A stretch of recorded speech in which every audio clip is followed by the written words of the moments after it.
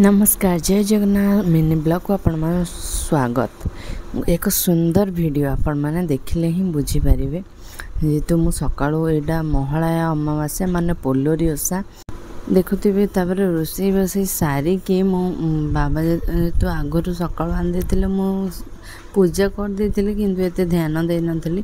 परियापत्र सब mummy size कर देले तापर पिला माने आसले तांको जो मागी खियाटा अमावास्या कहउछंती तापर समस्त को खाइबा को देली। खाइबा को देकी जो चाउल बतुरा हेतिला ताको बाटली मम्मी सब पनीपरिया काटी देले काटी दायित्व मम्मी कर रोषे करवा दायित्व मोर थिला। जेहेतु देखुथिबे आपण माने साग बसैथिली आ गोटे पटे अर्धा हांडी बसैथिली माने खीरी अटकाली जो कहउछंती बसो ट्राए करछि। आपण जदि पूरा लॉन्ग वीडियो देखिबा चाहछन मो चैनल को जाई देखि पारे। रहली पुन देखा बस।